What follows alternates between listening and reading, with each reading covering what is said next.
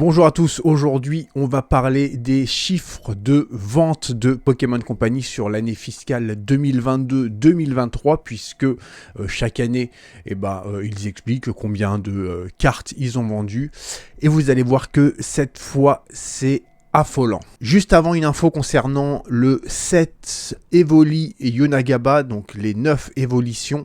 Les commandes seront honorées, il n'y a pas de souci là-dessus, je suis ultra confiant, je suis en train de regarder comment ça se passe, ça va le faire. Par contre, voilà, j'en avais parlé dans la dernière vidéo avec Pokémon Company qui retarde de 3 semaines, donc elles auront 3 semaines de retard. Par contre, il n'est pas impossible que j'en remette en vente d'ici quelques jours.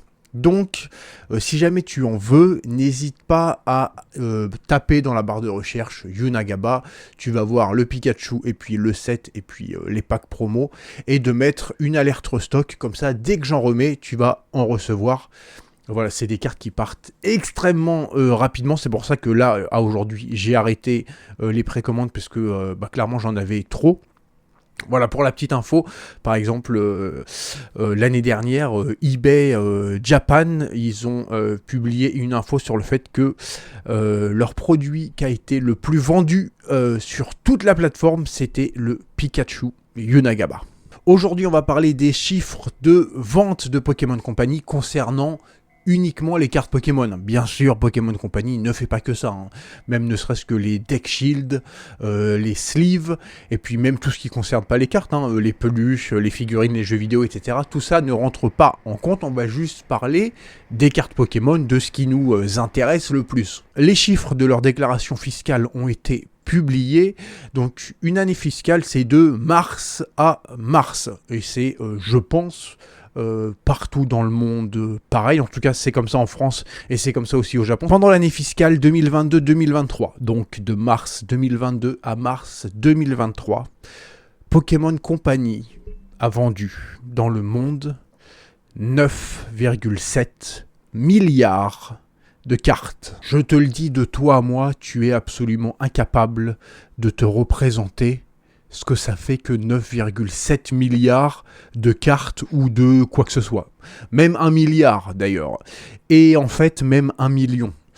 Et c'est pas parce que t'es stupide, c'est parce que t'es un être humain. Si je te demande ce que ça fait que 1000 km, bon bah tu t'imagines à peu près, tu sais que voilà, sur l'autoroute, on roule à 130 km/h, 1000 km, ça fait 8 heures, ça fait grosso modo de Lille jusqu'au nord de l'Espagne.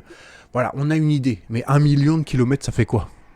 Et puis même si tu me parles de distance Terre-Lune, le problème c'est que moi j'ai jamais fait Terre-Lune, donc on est incapable de s'imaginer ce que ça représente. Bien sûr, on va étoffer le sujet, on va continuer de parler de ça, mais juste avant, j'aimerais qu'on fasse un petit jeu tous les deux.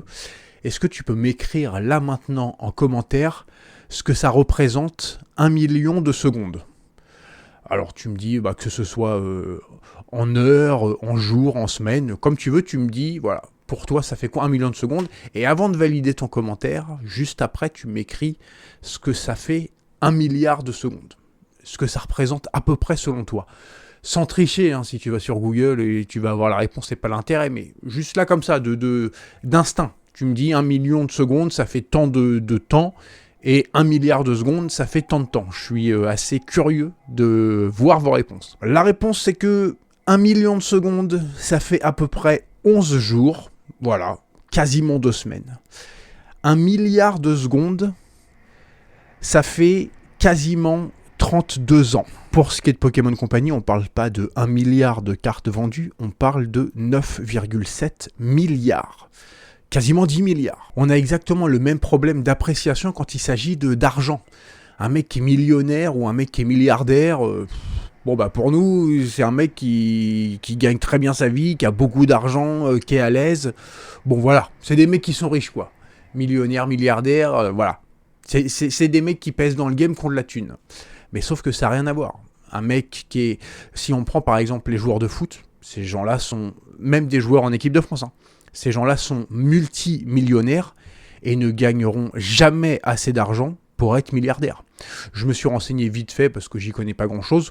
On estime par exemple à peu près la fortune de Kylian Mbappé à 150 millions d'euros.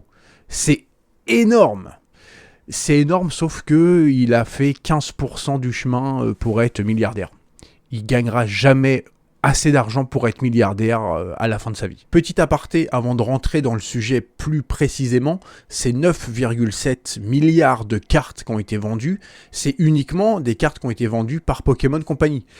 Toute la seconde main, ce qui représente la majorité du marché Pokémon, n'est bien sûr pas pris en compte. Pourquoi c'est important? Parce que ça veut dire que ces 9,7 milliards de cartes, avant de les vendre, ils ont dû les produire. Pour qu'on puisse se figurer un petit peu plus ce que ça représente, je pense qu'il faut diviser.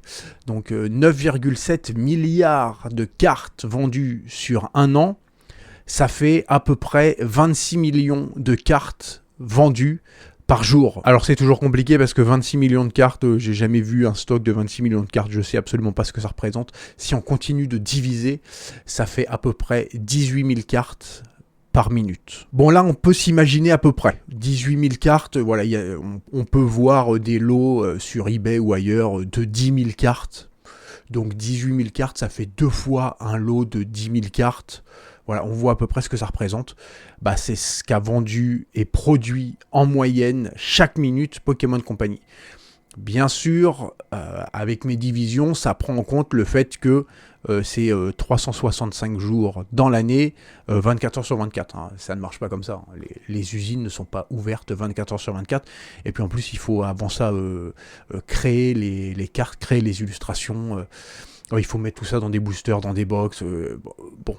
C'est inimaginable. Bien sûr, ces chiffres-là, c'est Pokémon dans le monde entier. Hein, Pokémon Japon, Pokémon États-Unis, tous les Pokémon en Europe, France, etc.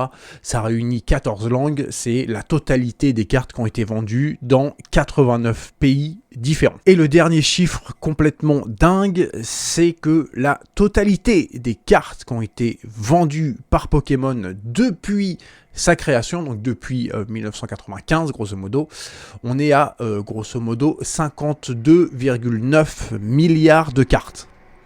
52,9 milliards de cartes depuis 1995. Cette année, 9,7 milliards de cartes. Ce qui veut dire que, donc cette année, enfin l'année dernière, l'année fiscale dernière, ils ont vendu plus de 18% de la totalité des cartes qu'ils ont vendues depuis leur création. Voilà, j'espère que cette vidéo t'aura intéressé. Je te remercie d'avoir passé ce petit moment avec moi. Et puis, je te dis à très bientôt pour une nouvelle vidéo. Allez, bye!